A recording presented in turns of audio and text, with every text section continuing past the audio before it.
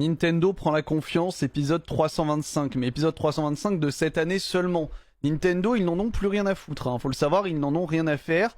Ils sont tellement leaders de l'industrie en ce moment, tellement dans leur coin, tellement à rouler sur tout le monde, qu'ils peuvent se permettre les plus grosses dingueries commercialement parlant, et là en termes de brevet. Donc un brevet, vous savez ce que c'est. Légalement, Nintendo vient de déposer une feature de gameplay qui n'a plus le droit d'être utilisée dans d'autres jeux. C'est quelque chose qui se fait, qui a notamment été fait pour l'ombre de la guerre et l'ombre du Mordor avec le système Nemesis à l'époque.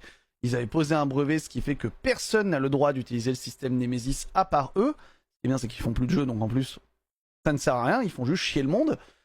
Et là, Nintendo, donc c'est la guerre contre Palworld depuis un moment, puisque Palworld a honteusement plagié Pokémon. Ça, pour le coup, c'est réel, hein. Je dis pas, j'ai joué à plein de Pokémon-like, mais Palworld, si vous regardez les designs des créatures et tout, il y a plein de trucs qui sont directement piqués de Pokémon pour essayer de faire leur jeu à part.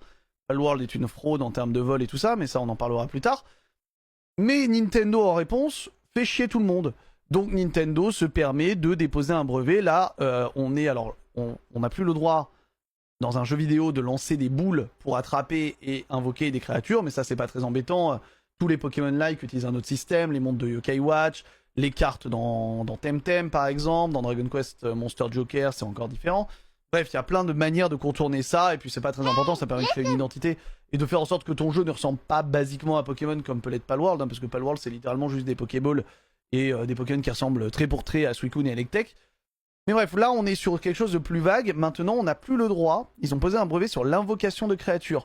En gros, invoquer une créature pour la faire combattre contre d'autres créatures en donnant des ordres directs, c'est techniquement maintenant à Nintendo. C'est-à-dire que même un Final Fantasy, potentiellement, n'a plus le droit d'utiliser un système d'invocation de créatures pour les faire combattre contre d'autres créatures.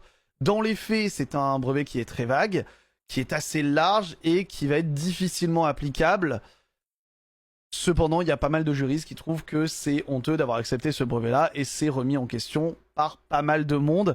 À voir jusqu'où ça ira, je suis pas sûr que ça aille très loin honnêtement.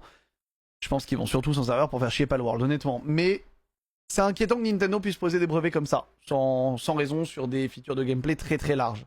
Alors en vérité, Nintendo ils posent des centaines de brevets. Hein. Pour TOTK, ils ont posé des dizaines et des dizaines de brevets sur plein de features, mais des features très précises en fait. Le problème c'est que là, la feature est assez large et donc pourrait impacter des jeux. Bref, Nintendo en roue libre, faut qu'ils redescendent de leur piédestal. Vraiment, ça devient urgent.